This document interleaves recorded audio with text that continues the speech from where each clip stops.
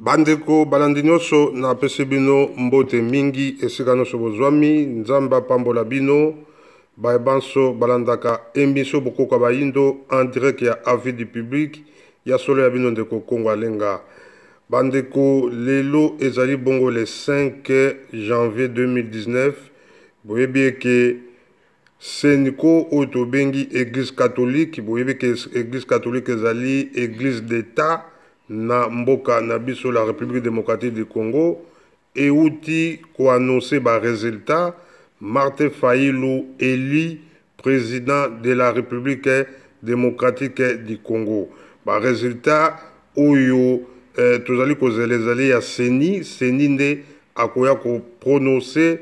ba résultat provisoire kasi ya solo bandeko Seniko esi ebimisi ba résultat parce que Seniko azalaki penza nzinga ya mboka na biso pona likambo etali ba élection oyo lisu moko pe lisu moko na sima bandeko na ngai ba élection bomonaki ndenge elekaki malgré des ordres nyonso tout kasi peuple congolais azalaki massivement pona kolobaki balingi changement balingi lisusu te pasi oyo Joseph Kabila amonisi peuple congolais plus de 10 millions de morts, batu bakufi ebele, ba viol tokoloba te, ba force commune, peuple congolais azali ko vivre na moins d'1 $, pardon, bandeko yango peuple congolais lobby to lingi changement, bango balobi balingi soldat du peuple Martin Fayulu Madidi. Bandeko na ngai na banzi batu nyonso tu bamoni élection ndenge elekelaki Martin Fayulu akobima première et puis deuxième ezali bongo Félix Tshisekedi Tshilombo. Bandeko ba congolais tomi beta penza mabaku te parce que congolais nyonso alingi changement kasi bato ya PPRD pe na bato ya FCC tolingi bango lisusu te pamba te batie Congo na biso démocratique na kao oyo toyokaka mpenza donc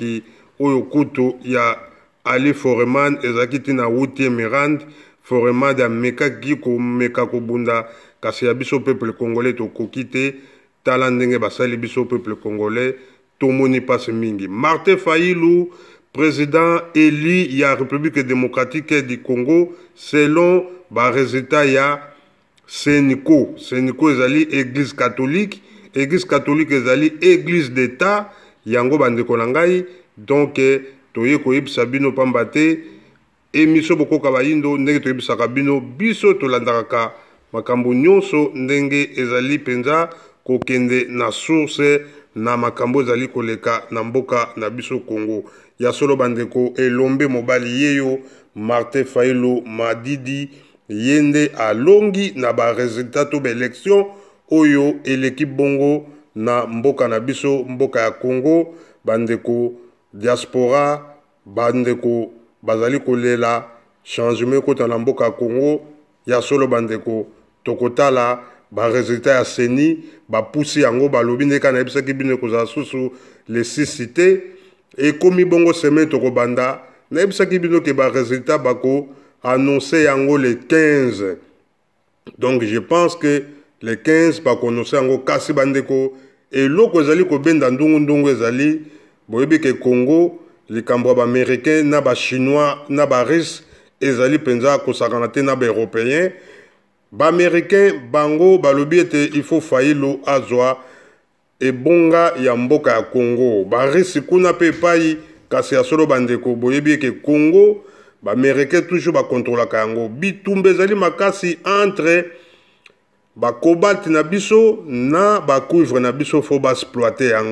yango bandeko bitumba munene ezali oyo toyebi ke ba chinois lokwa basinaki ba contrat na Joseph Kabila ba contrat wana ya solo ba américain balingi susu ko sentir yango te pote ya solo ba mituka électrique il faut ebanda déjà ko circuler ti na 2025 il faut basa la plus de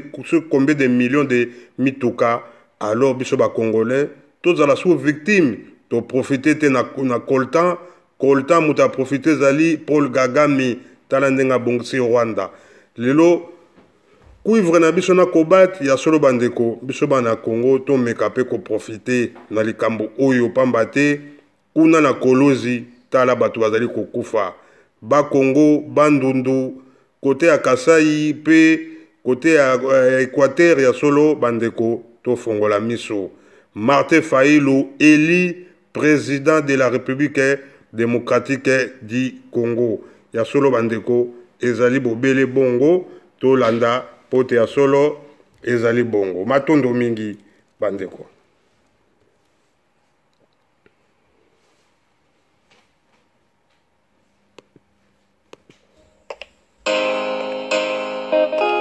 Votant pour Saint-Martin Fayulu, candidat numéro 4, soldat du peuple. Martin Fayulu,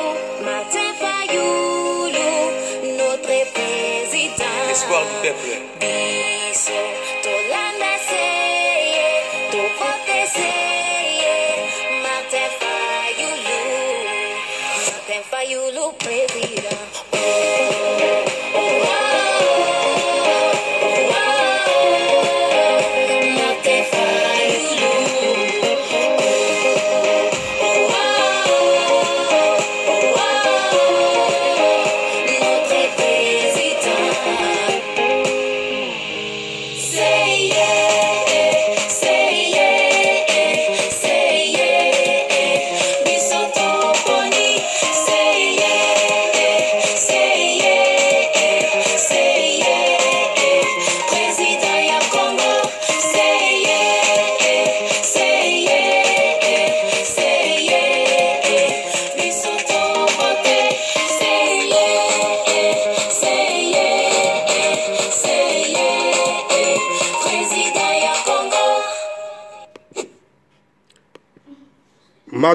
Matondo mingi ya solo bandeko pe balandi nyonso to komi na suka ya masolo na biso ne ka toyebisaka bino